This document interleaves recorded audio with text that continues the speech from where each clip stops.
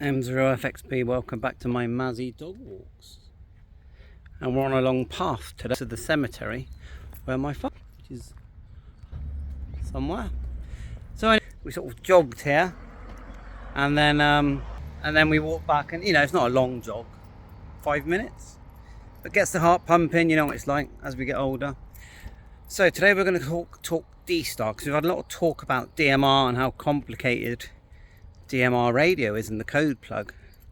But then quite a few people have said to me that Dstar is really hard. Actually, it is. Although I would say the audio on Dstar is nice and bold and strong. So I'm not an expert on the Dstar system, but what I do know is that it was designed around a repeater. This is why when you go into the settings, you see CQ, CQ, CQ at the top. Then you see repeater 1, repeater 2 with the G for gateway, and then at the bottom you'll have your call sign. And then what they did to try and make it a bit easier to program, they invented DR mode.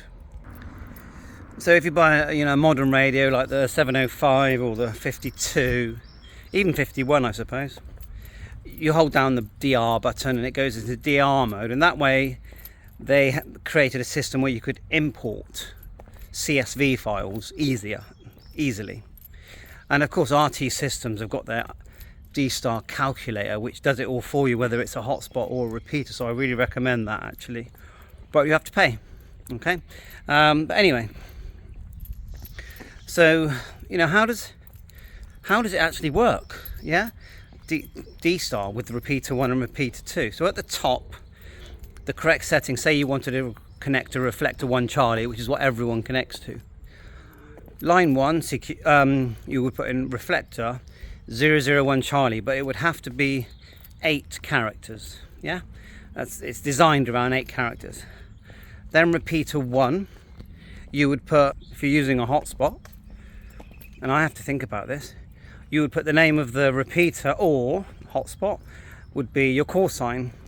Again, space with a B, generally a B. You can change the B, but generally it's a B.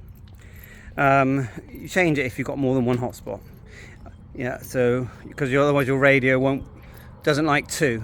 And of course I've made videos on this, and even the older radios are like this. And then repeater 2 will be the same again, but with a G for gateway.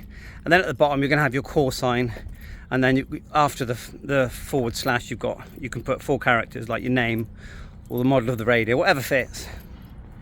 Now in DR mode it does the same thing, but it doesn't. You don't see the repeater 1, repeater 2 and all that. It just asks you, your call sign, your frequency. You always have to put a minus or plus shift. If it's a repeater, then it'll be the shift of the repeater. But even if it's a simplex gateway, you always have to put a shift in, a minus or plus 0, and you select 000 as the shift amount, because if you don't, it just doesn't work. No one will hear you. So if I've done that so many times, forgotten to do that, put all the things in, thought, yeah, I've done it right, got all the right parameters, and it just didn't work. And that's because I forgot to put the shift in, but then I remember, and then it works perfectly and really well. So easy to switch to repeaters and hotspot. So the only way to really learn it is to do it. You can watch videos, but I find that even watching a video, it gets really confusing. Just do it. And of course, any Dstar radio has to have your call sign in, otherwise it's not going to work. And so same goes for C4FM actually. So thanks for watching my channel. Hope this helps. But yeah, the code plugs as well, because once you put your normal memory channels in, but when you try and put in the DR memories and the Dstar memories, it's really confusing. That's why RT systems work so well. Bye for now.